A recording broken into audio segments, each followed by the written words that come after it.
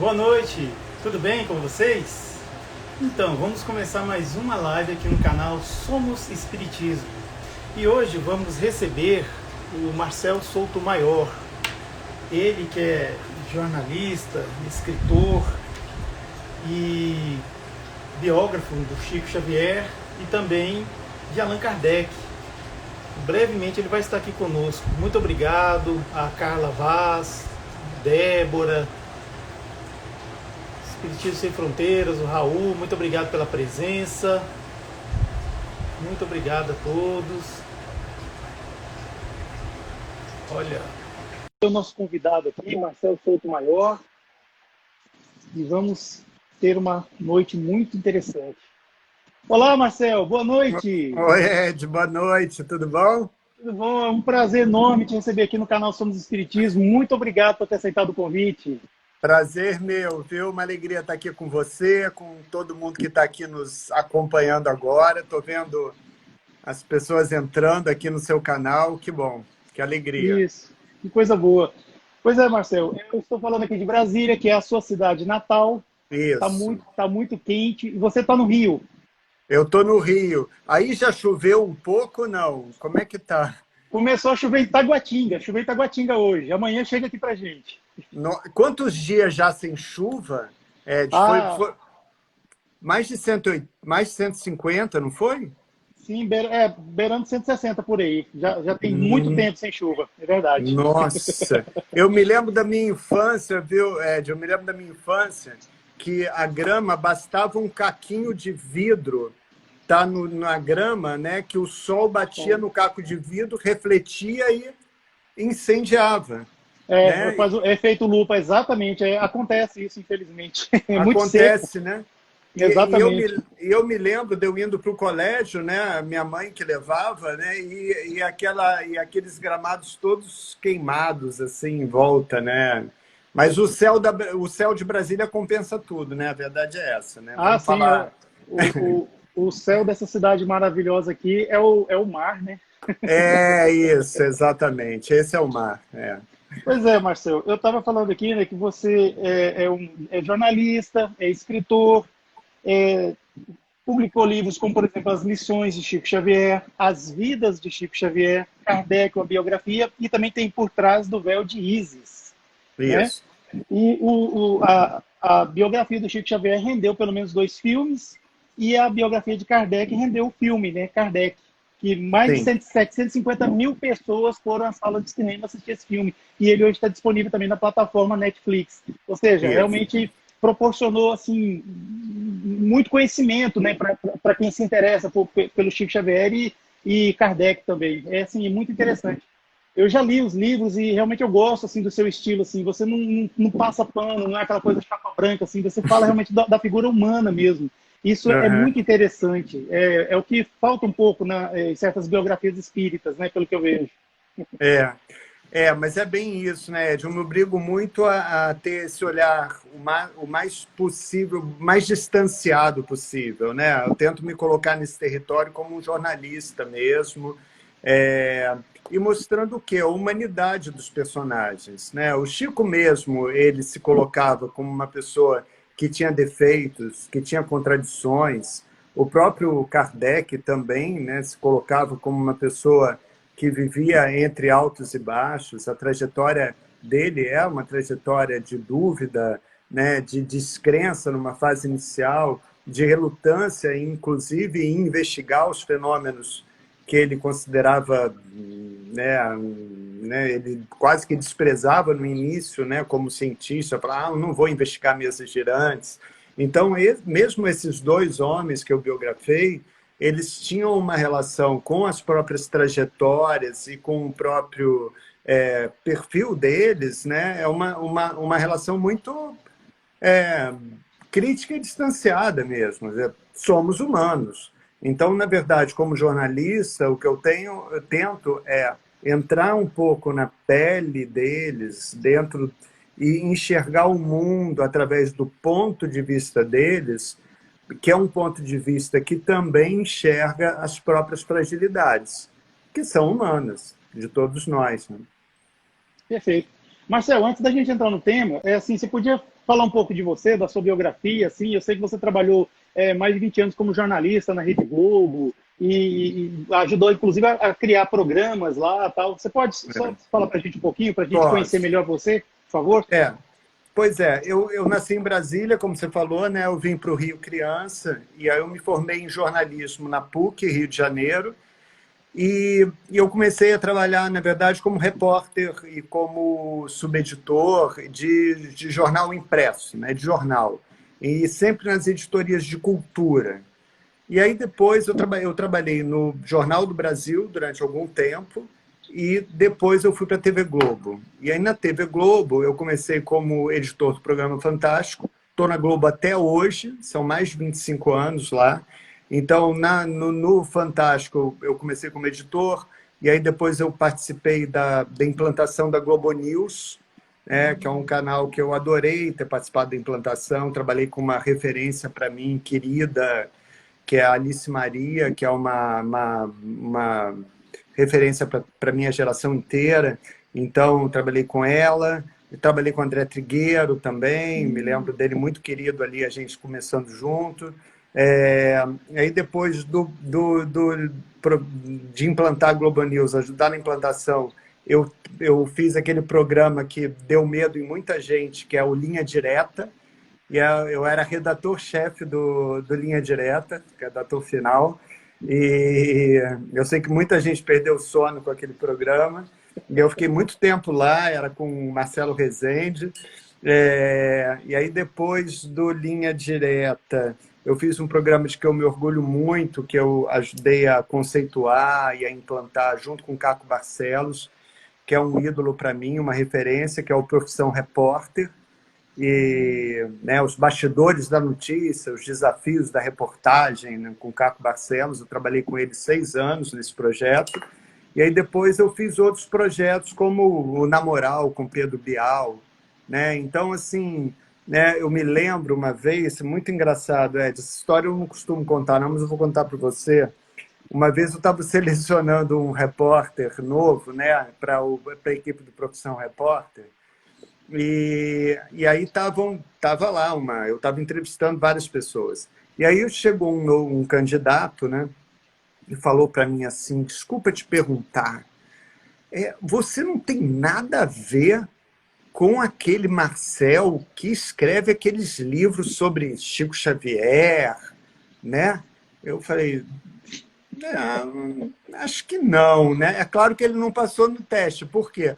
Porque ele não deu nem Google, né? Assim, ele devia pelo menos ter dado uma googada antes da entrevista, né? Mas, assim, isso foi engraçado porque eu fiquei tão impressionado com a surpresa dele que, assim, é curioso, porque são personas, se você pensar, são personas muito diferentes, né? E aí eu fiquei pensando assim, tudo bem, tá, temos um Marcel aqui que está dirigindo um programa chamado Profissão Repórter, e temos um Marcel que escreve, sim, a biografia do Chico, que escreve Por Trás do Véu de Isis, as lições de Chico Xavier, depois eu escrevi Kardec. O que une essas figuras, né? O que une esse Marcel 1 e esse Marcel 2? Eu acho que, assim, o que eu sou, na verdade? Eu sou um contador de histórias. Eu sou um contador de histórias fortes. As histórias que me intrigam, as histórias que me desafiam, essas histórias é que me levam para frente, que eu quero contar, sem preconceito, sem pré-julgamento, com muito respeito por histórias que me provoquem uma reação do tipo: nossa, como pode isso? Né? Então, assim, quando você vê uma trajetória do Chico Xavier, qual é a trajetória do Chico? Que eu resumo, né? Ele escreveu mais de 400 livros, vendeu mais de 30, isso na época, quando eu decidi escrever, vendeu mais de 30 milhões de exemplares, hoje é muito mais, doou toda a renda dos direitos autorais a instituições beneficentes, porque ele dizia: os livros não me pertencem, eu não escrevi nada, eles, os espíritos, escreveram. Há quem dizia, né, que ele ia cair desmascarado como fraude, o Chico dizia, eu não vou cair porque nunca me levantei. Aí eu olhei aquela história e falei, como assim eles, os espíritos, escreveram? Então, pronto. Aí, Kardec. Por que a história do Kardec, jornalisticamente, ela precisava ser contada jornalisticamente por um repórter, né, com distanciamento? Ele era, como é que eu resumo, né? Ele era um professor cético na França do século XIX, né, um representante da ciência, admirado pelos cientistas e pelos educadores do seu tempo, e aos 53 anos decide mudar de vida e de nome para dar voz aos espíritos. O que faz o professor Rivaio se transformar em Allan Kardec na maturidade? O que transforma esse homem? Então, se você olha para essas duas trajetórias e você não acha essas histórias interessantes, assim, do meu ponto de vista, assim, eu olhei e falei assim, eu acho essas histórias muito interessantes, eu quero contar. Né? Então, assim, depois que esse repórter, esse candidato a repórter do Profissão Repórter, me estranhou, né? Me estranhou tanto, eu fiquei olhando, tá, Marcelo, então vamos lá, vamos combinar. Tem alguma coisa... o que te une, né, nessas diferentes personas? É a vontade de contar histórias fortes, histórias raras. E a gente está lidando com histórias raras. Né? Não, perfeito, exatamente. Inclusive, assim, quando a gente vê pelo filme, Allan Kardec, ele era uma pessoa assim mais... ele não era assim um carola, um religioso, assim. Ele era perfil de um cientista mesmo, uma pessoa. Tanto é que quando houve aquele auto de fé de Barcelona, quando foram queimados mais de 200 livros, poxa, ele se insurgiu mesmo, foi lá falar com o imperador. Isso. Napoleão III, né? Napoleão III, exatamente. E ele falou que isso aí era uma afronta, porque são livros franceses que estão sendo queimados. Tal. Não foi naquela coisa de... na Espanha, livros franceses queimados na Espanha. Então, assim, era um incidente diplomático. Então, o governo francês tinha que tomar alguma providência, alguma coisa assim. Então, é interessante ver ele se surgir. Realmente, assim, foi uma coisa grave, porque a mídia de comunicação que tinha na época, forte mesmo, eram os livros naquela época, né? Então, isso aí realmente foi algo grave. E você vê também quando ele tomou conhecimento do fenômeno das mesas dançantes ou mesas girantes, que ele falou lá para o seu amigo Léo Cartier que se provar que as mesas têm cérebro e nervos, ele vai acreditar que elas dão respostas inteligentes. Foi aí que ele desvendou esse véu e viu que realmente havia algo mais, né? Foi igual quando Isaac Newton caiu-lhe a maçã na cabeça... Ele perguntou por que caiu, como caiu, aí descobriu a lei da gravidade. Allan Kardec falou assim, como que as mesas dançam? Não é por que dançam, como que dançam? Ele descobriu que havia né, a vida após a morte. Né? É isso que a gente vê, né? Mas é isso, viu, Ed? É muito interessante, porque hoje dia 9 de outubro, para você ver, foi no dia 9 de outubro que aconteceu o Auto de Fé de Barcelona, que você acabou de citar. Então, hoje está fazendo 159 anos que esses livros foram queimados lá em Barcelona. E a gente tem, né, e o Wagner reconstitui isso no filme dele, né, no Kardec, você tem, né, no primeiro momento, um Kardec, um professor Rivaio, indignado, porque era a soberania francesa sendo desrespeitada. Aí depois você tem uma mensagem que ele teria recebido, né, do Espírito da Verdade, e que fala, olha, veja bem, são 300 exemplares de obras espíritas sendo queimadas, mas e a repercussão de um evento como esse para o espiritismo? O que uma repercussão como essa pode gerar como divulgação também para o próprio espiritismo? Né? E foi realmente um marco para a doutrina espírita, porque isso virou também um escândalo na época, porque era o quê? Era uma recaída na Inquisição, nos tempos medievais. Você tem uma fogueira com livros sendo queimados em praça pública, né? E aí tem uma história que é incrível, que o Wagner já contou, e que é incrível. E aí eu vou te contar o meu ponto de vista, que é curiosíssimo.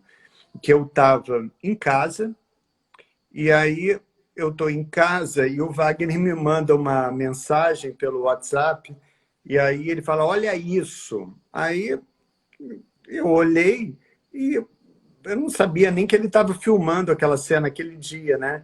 Aí eu olhei, era o quê? Era uma fogueira enorme com um exemplar do Livro dos Espíritos, uma réplica idêntica, original, do século XIX, obra fundadora do Espiritismo, a gente sabe. Estava aquele exemplar no meio das chamas, intacto, tudo queimando e aquele livro inteiro. Aí eu falei, o que é isso? Né? O que é isso, Wagner? Aí ele contou, ele estava no set, ele falou, esse livro não queima, esse livro não queima. Por quê? O que eles tinham feito? Eles estavam filmando e aí eles demoraram a conseguir colocar fogo nos livros e era um constrangimento, para eles era um constrangimento. Eram réplicas de livros, não eram livros de verdade, né? Mas mesmo assim, para gente que gosta de livro, para todos que estavam no set, já era violento você ver livros ardendo e ter que fazer os livros queimarem, né? Então estavam lá e aí tinha brincadeiras do tipo, ninguém conseguia fazer a fogueira acender. Aí ficavam falando, vem cá, não tem ninguém que saiba fazer churrasco. E aí botavam todo tipo de líquido ali para acender aquela fogueira e nada. Aí conseguiram. Tinha bombeiro, tinha equipe técnica, tinha tudo. Conseguiram. As chamas tomaram fogo. Mas as chamas tomaram fogo e o Livro dos Espíritos continuou lá. A gente tem foto disso, isso está no livro dos bastidores do filme, né, que a gente publicou. Tem uma crônica linda do Wagner sobre isso.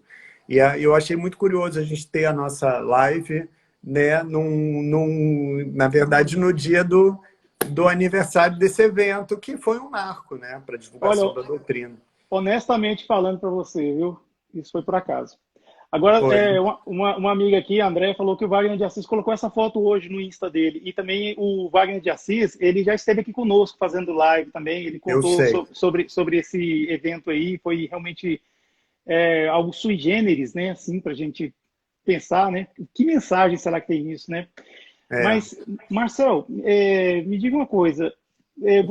Você participou da pesquisa dessas cartas inéditas de Allan Kardec, que a Dora Encontre, ela estava falando, inclusive vocês dois participaram do programa, né, programa do Bial, né, Conversa com o Bial, no dia 15 de julho, né, eu inclusive assisti lá, quando estreou mesmo, eu fiquei assim deslumbrado com isso, né, com as revelações dessas cartas. Até gostaria que você falasse, deixar para você falar, porque eu fiz uma pesquisa assim e vi que, poxa, é uma coisa interessante, assim, muito rico o material, né? É muito rico, mas você sabe que eu não participei, porque eu estava, por exemplo, até eu e o Wagner, a gente teve durante o processo, porque enquanto eu estava escrevendo o livro, por incrível que pareça, eu nunca fiz isso na vida. Quando eu comecei a escrever o livro, eu falei assim, esse livro dá um filme. E aí eu liguei para o Wagner, que eu conhecia muito pouco, mas eu admirava pela coragem dele de ter feito O Nosso Lar, por exemplo. E pelo tanto que o Nosso Lar ficou forte, né? E é um projeto de muita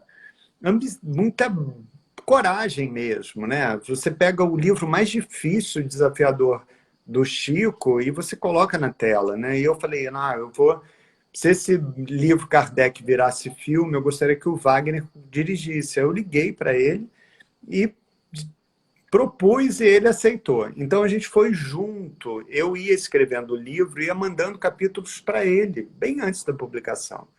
Então a gente chegou a ter acesso, sim, a algumas cartas e alguns documentos ainda secretos do acervo do Canuto Abreu, antes da liberação desses documentos.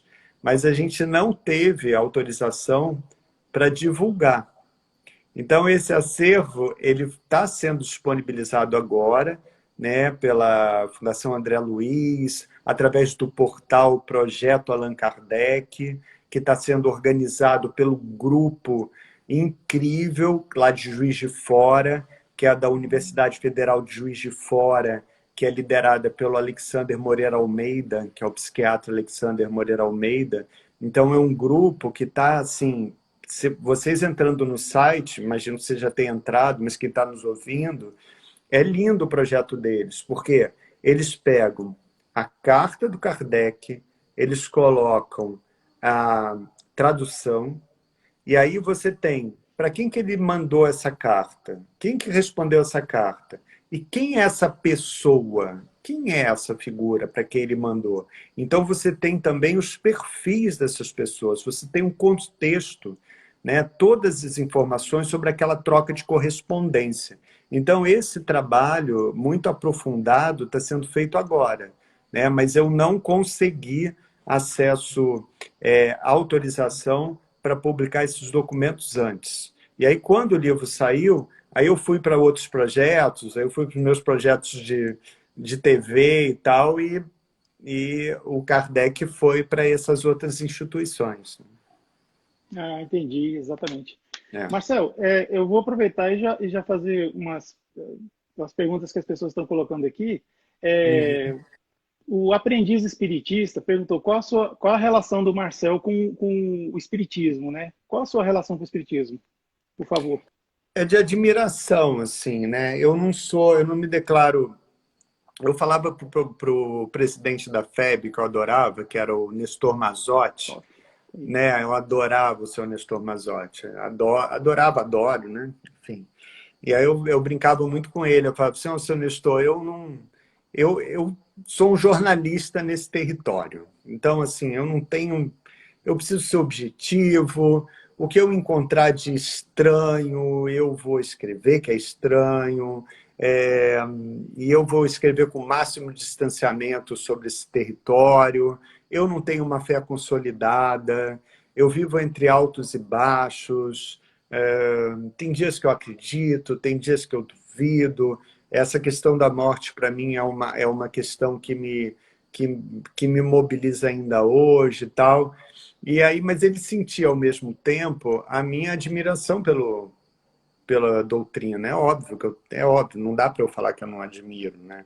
E aí eu ficava brincando, eu falava assim, eu acho que eu sou um agente duplo do espiritismo. Né? Eu ficava brincando, eu sou um agente duplo do espiritismo. E outro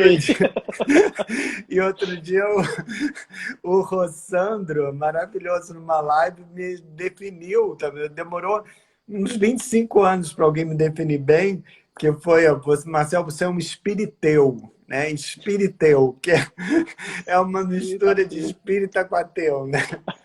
Então, eu acho que é isso. Eu não tenho uma relação, a minha relação é de altos e baixos, e aí eu costumo contar uma história que é bonita, que é a do Chico, né? Que era essa generosidade dele, né? Que era uma senhora que chegou no centro dele uma vez e falou assim, Chico, estava com um marido muito tímido e ela era uma senhora muito entusiasmada, extrovertida, né? E o Chico e o marido todo recolhido. E ela falando, Chico, esse homem é maravilhoso, ele é bom pai, ele é bom filho, ele é bom avô, ele é bom patrão, ele é bom tudo. Mas ele tem um defeito grave.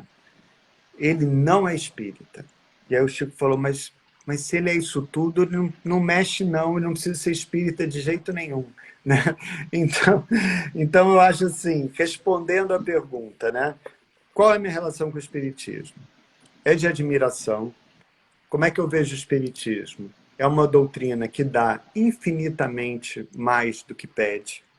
Ela se doa. É a doutrina da doação e a doutrina do autoconhecimento. Então, o que ela gerou de transformação em mim, né, no jornalista cético? Isso é fato. 2 movimentos, e que se intensificaram nessa pandemia. Olha como isso é curioso, Ed, isso é verdadeiríssimo, tá? O que aconteceu? O espiritismo, e eu sei que você entende, vai saber exatamente o que eu estou falando, ele te leva para dentro, eu sei que tem um termo da reforma íntima, né? Mas ele te leva para você olhar e falar assim, tá, o que traz significado realmente para a sua vida? o que que vai te fortalecer, o que que vai te trazer paz, serenidade, afastar o que pode te causar prejuízo. Então tem um movimento para dentro e tem um movimento para fora, que é muito importante, que é o movimento da conexão com o outro. A conexão com o outro. Se você não faz esse movimento de conexão com o outro, você pode entrar numa situação de extrema solidão, que é muito perigosa e que está na raiz de muitos quadros depressivos. Então, assim, eu já estive nesse lugar de depressão algumas vezes, não digo que tenha estado em estágio de depressão profunda, né, como eu já acompanhei e acompanho alguns, mas já estive nessas situações. E muitas dessas situações têm a ver com uma sensação de solidão, sabe? Uma falta de diálogo mesmo. Não é nenhuma solidão que tem a ver com a nossa responsabilidade, mas com um ambiente que não facilita um diálogo, né? Então, assim, o que, né, nesse Setembro Amarelo que acabou, eu fiquei muito falando disso, né, da necessidade e da importância que a gente tem de se ouvir, de ter uma escuta aberta, que era muito uma arte e uma sabedoria que o Chico tinha, né, de ouvir muito as pessoas. Como é que você está? De pegar na mão, de olhar no olho, né, de não julgar, de ouvir com abertura, né, com amor, sem nunca menosprezar de jeito nenhum ou desprezar a dor do outro. Então, o que o Espiritismo me traz em minha relação com ele é isso. Eu admiro o que ele traz de ensinamento para a gente em relação a esse movimento para dentro e esse movimento para fora. Entendi, muito interessante.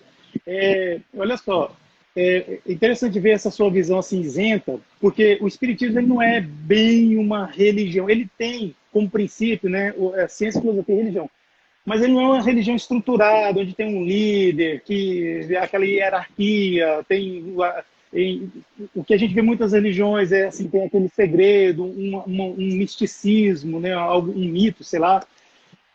Então, assim, nessa sua visão isenta, é interessante, porque a gente acaba aprendendo mais. A gente sabe que o Chico Xavier ele não deixou de ser católico. Ele não deixou. Tanto é que você vai na casa dele que virou museu, tem uma imagem lá de um santo. Allan Kardec, eu não conheço nada que ele se declare espírita. Eu não conheço. Bom, assim também a gente vê os outros continuadores do espiritismo da sua época, né? Gabriel Delany, Leon Denis e tantos outros, né? Então, veja só. Você quer falar alguma coisa? Mas é exatamente isso. O que o Chico falava era assim, que ele prezava muito esse berço cristão, na verdade, né? O berço cristão. Ele pregava muito o amor incondicional, né? O amor que não espera nada em troca. Ele falava muito disso, né? De você... E uma coisa que o Espiritismo me trouxe, que é muito importante falar, é uma responsabilidade muito grande sobre esse recurso escasso que a gente tem, que é o nosso tempo nessa passagem por aqui. Por mais que a gente tenha, né, e que o espírita tenha ainda mais profundamente, né, essa visão de que a vida ela não tem fim, mas essa passagem, esse ciclo de vida, com esse nome que a gente tem, com essas relações diretas que a gente tem, com essas identidades que nos cercam, ela tem um tempo contado. Então, o que me aumentou, o Espiritismo me trouxe, é muito uma responsabilidade em relação a esse tempo que a gente tem por aqui. Então, assim, que tipo de legado eu posso deixar? Não são legados espetaculares. Você não precisa ficar assim, eu quero criar uma doutrina, como eu vou codificar uma doutrina e vou ser o principal divulgador e principal fiscal dessa doutrina. Né? Como Kardec. Imagino que o professor Rivail nem teve essa percepção. Eu tenho certeza de que o professor Rivaio foi sendo surpreendido pela evolução dos passos que ele foi dando. Acredito nisso. Ele não foi vendo, codifica, aí depois, de repente, ele vai e está divulgando, e de repente ele vê que há desvios e ele vai fiscalizando, e é a vida, a luta da vida. Né? O Chico, ele também foi descobrindo aos poucos, né? Desde as instruções do Emmanuel, disciplina, disciplina, disciplina, 100 livros para começar, agora mais 100 livros, agora mais 100, e vamos, e vamos, e vamos, né? Então, é assim, o que eu vejo nesses homens, que às vezes a gente olha, e esse olhar é perigoso, você às vezes olha e você fala, são iluminados, e eles falam o tempo inteiro, não somos iluminados, nós somos humanos, né? E, na verdade, o que eu tento é entrar na pele deles, como esses humanos que eles foram, e falar, olha só que luta que foi, olha os sustos que nós levamos, olha as dúvidas que nós tivemos, e olha o quanto nós sofremos e o quanto nós superamos, né? Ou não superamos. E isso é da vida de todos nós. Né? Exatamente. Aí, Marcelo, teve uma pergunta aqui que eu acho interessante, assim, porque é bom ver uma opinião assim, de pessoas como você, né? A pessoa estava dizendo que ela andou lá pela Europa, por Paris, Espanha, tudo, Allan Kardec não é muito conhecido por lá, né? Assim, né? O que será que aconteceu que o Espiritismo ele deu tão certo aqui no Brasil? Nós sabemos que, eu esqueci o nome da antropóloga, ela fez um estudo sobre o Espiritismo, que nós temos um Espiritismo na brasileira, né? Inclusive, assim, nós brasileiros temos essa habilidade de pegar o que vem de fora e dar a nossa roupagem, a nossa cara, vamos dizer assim, né? Uhum. Então, nós vemos muito no Espiritismo essa coisa assim, né? Eu falei do Chico, né? O espírita católico, né? O espiritólico, né? O espírita evangélico, espiritélico, sei lá. Cada um coloca um pouco da sua contribuição aí e a coisa vai se transformando. Assim, na sua opinião de jornalista, assim, você que pesquisou, por que você acha que o Espiritismo deu tão certo no Brasil? Olha, eu tenho uma resposta. Eu cheguei a dar até essa resposta.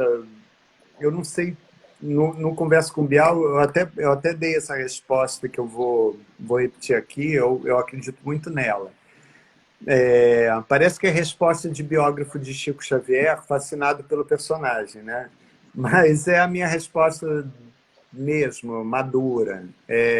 Não é impulsiva essa resposta. O Chico teve um papel fundamental para que o Brasil se tornasse o maior país espírita do mundo.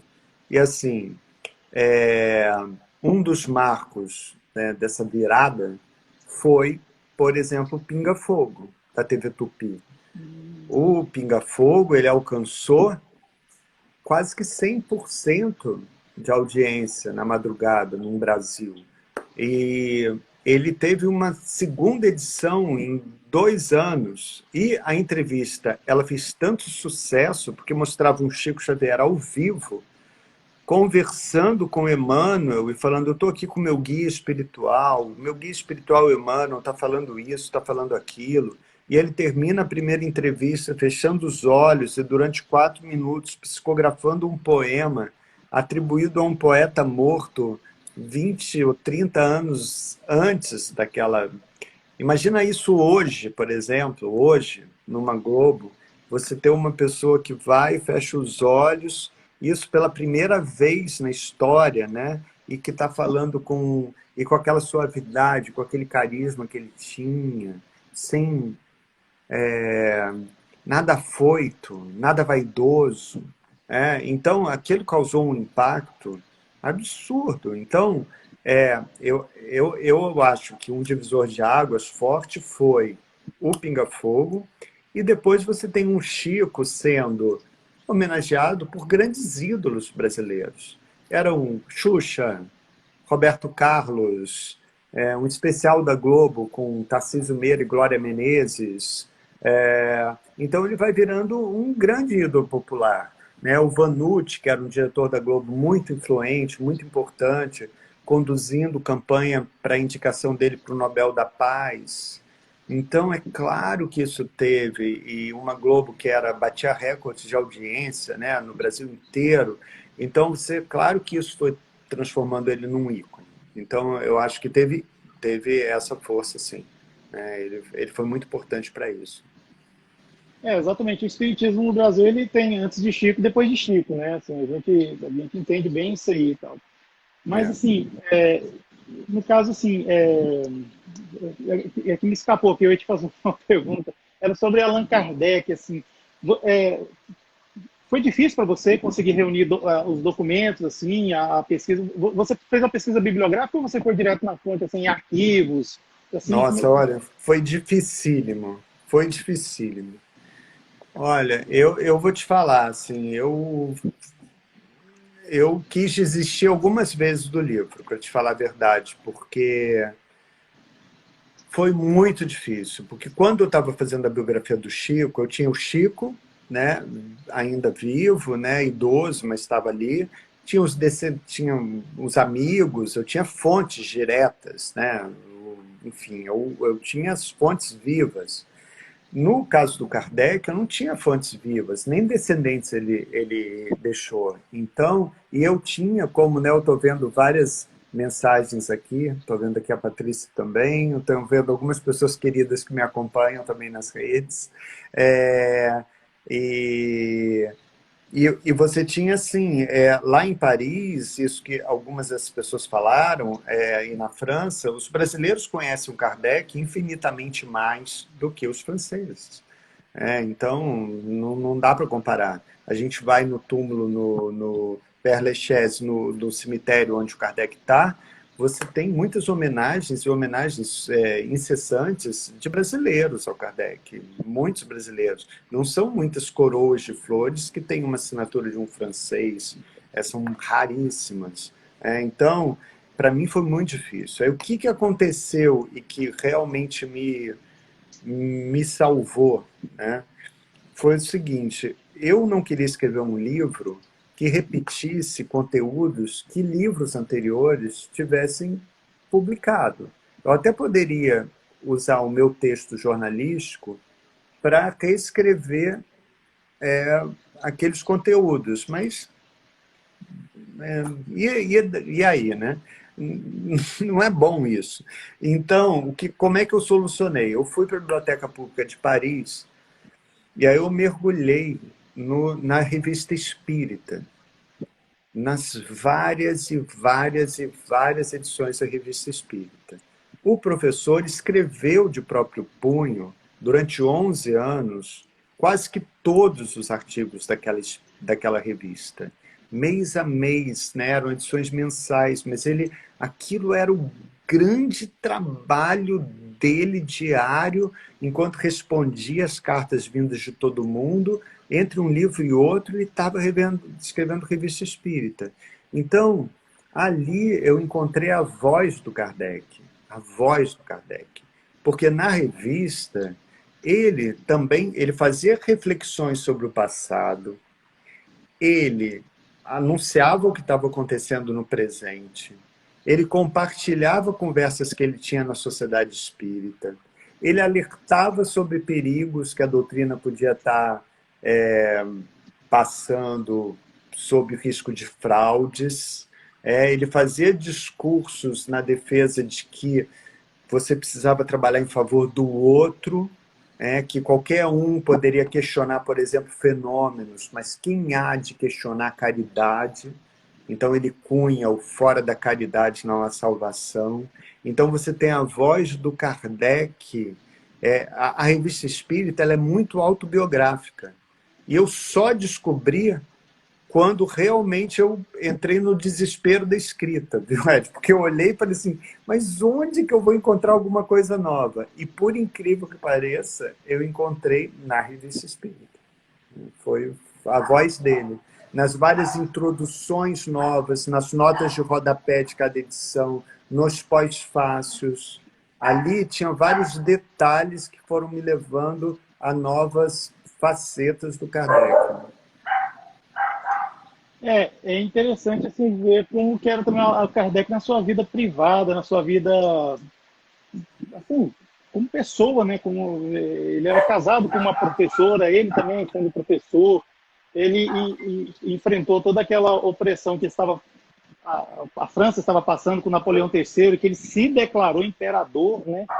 Sim, A gente conhece isso como um golpe de Estado, né? é um Assim, golpe de foi um Estado. atentado, pois é, foi um atentado contra a democracia e ele vivendo aquilo lá, sendo cientista, professor.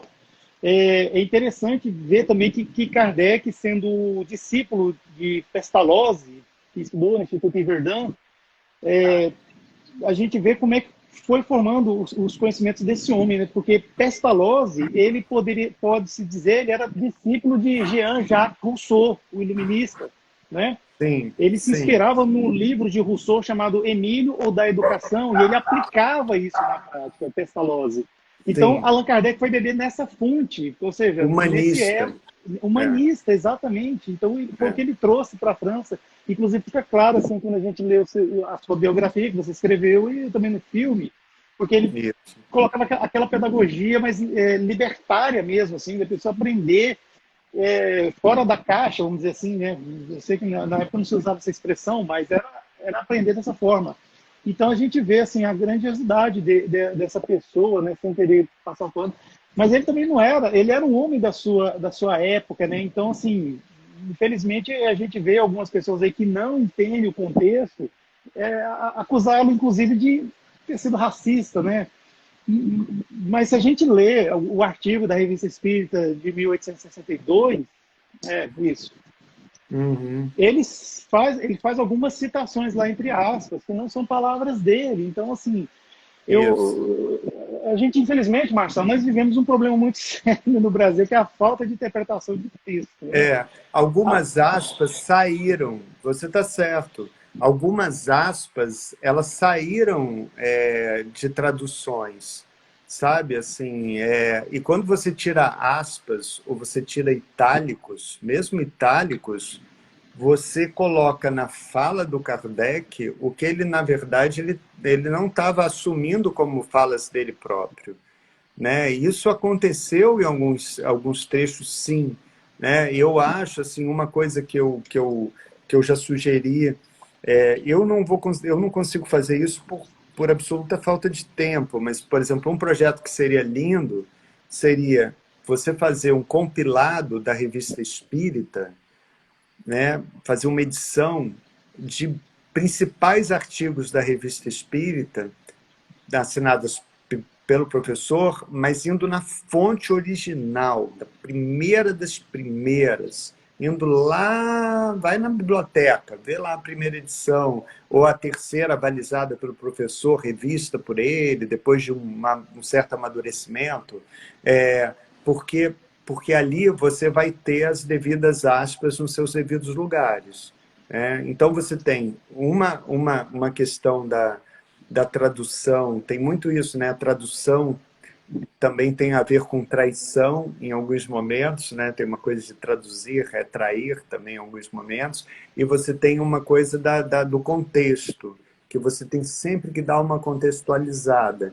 Mas, assim, no caso, aspas, eu sei que aspas saíram, que não deviam ter saído, sabe? Então, ele tinha uma formação muito, muito humanista, sempre teve, é, e, e eu acho que ele sempre teve, e o Chico traz e trouxe, né, e exerceu a exaustão, que é muito essa, não existia esse termo, obviamente, isso é um termo muito atual, mas essa escuta empática, né, essa educação, que é essa educação até de um adulto, né, do Pestalozzi era isso, de você respeitar a criança, ouvir a criança, você respeitar quando o Chico no Pinga Fogo, quando ele fala dos jovens, é impressionante, nos anos 70, há 50 anos, ele está falando que a gente tem que respeitar o jovem, os adultos, ouvir, entender, respeitar o caminho que o jovem quer tomar, ajudar ele a encontrar aquele caminho que é dele, que não precisa ser do pai.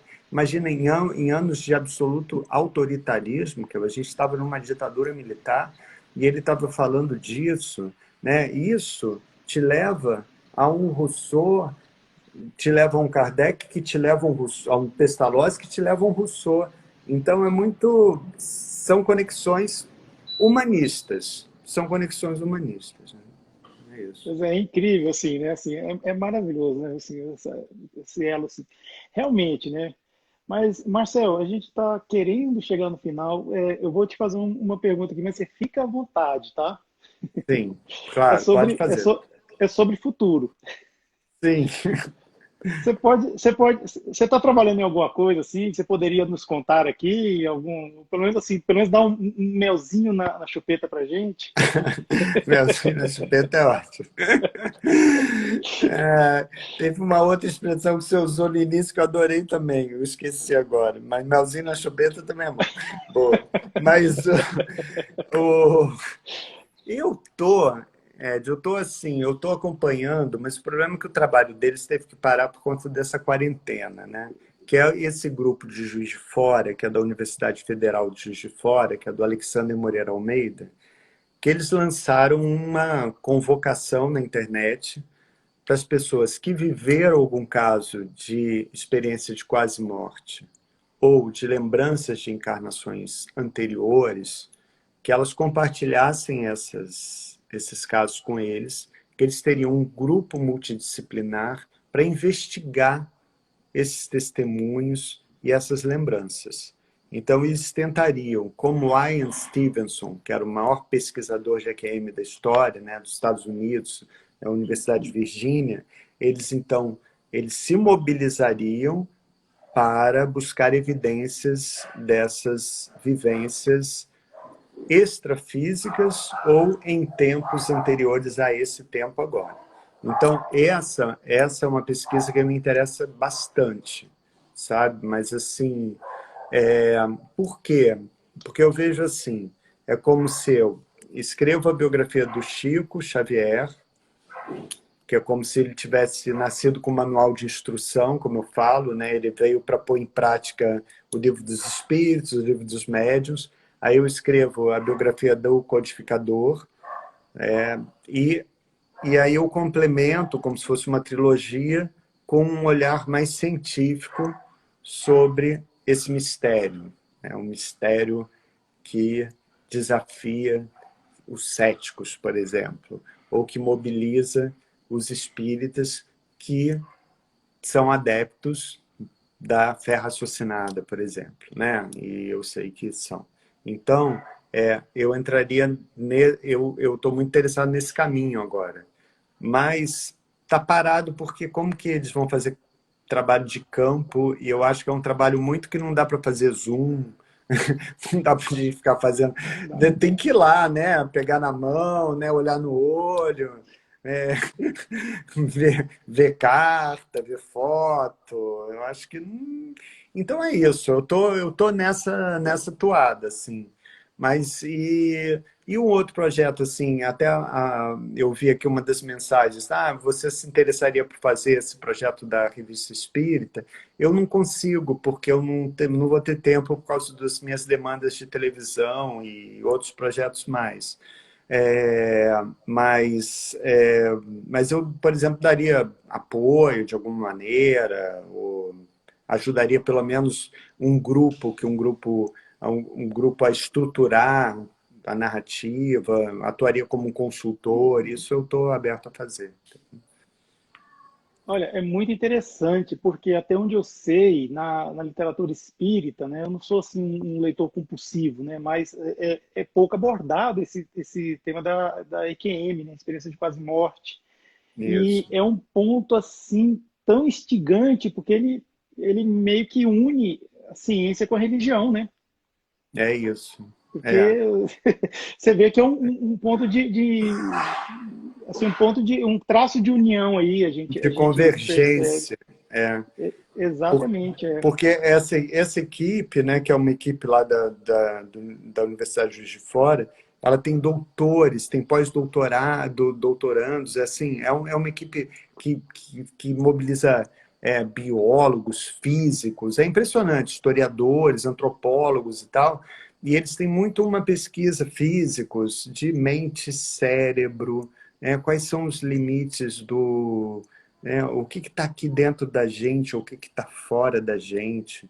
Então, é muito interessante a gente investigar esse entorno, né? E esse mistério que a gente tem aqui dentro, né? Que é essa caixa preta que a gente carrega aqui, né?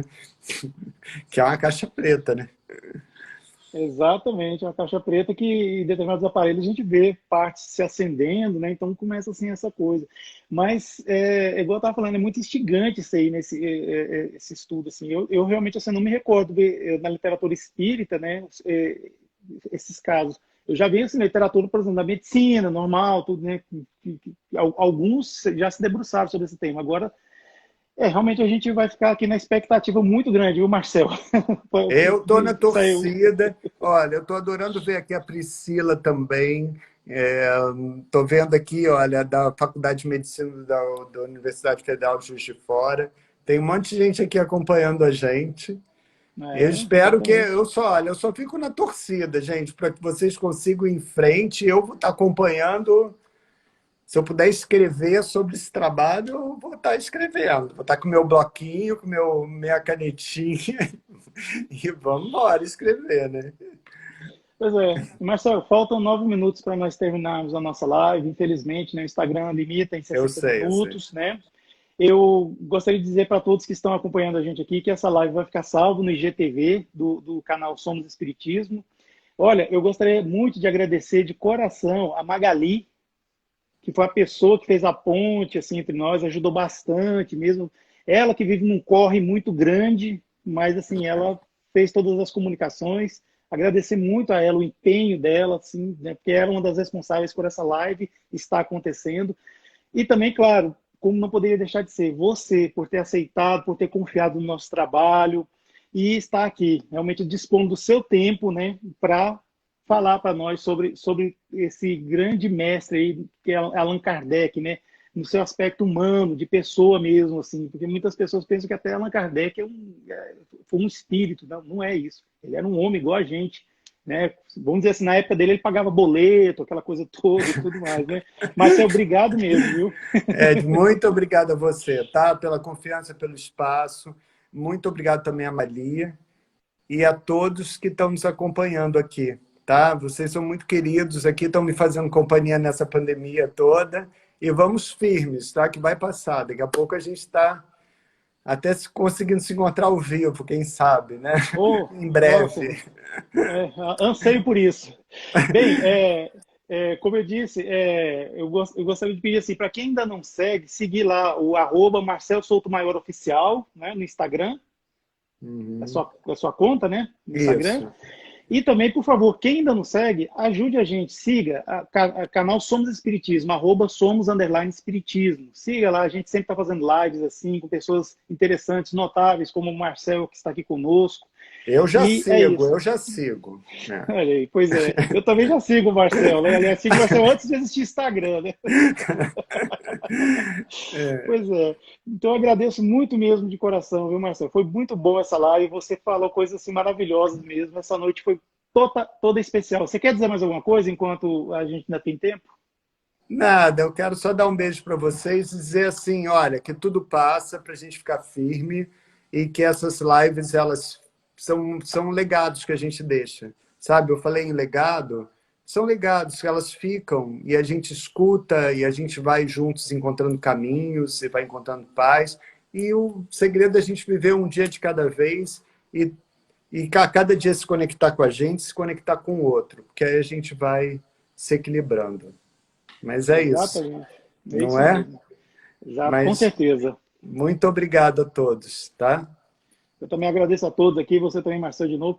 E quem não viu, ouviu uma parte só, lembrando que essa live está salva vai ficar salva no IGTV do canal Somos Espiritismo. Então é isso, Marcelo, eu vou encerrar mais uma vez. Muito obrigado mesmo pela sua presença, tá? Obrigado a todos. Obrigado a você, Ed. Boa noite, tá? Boa noite.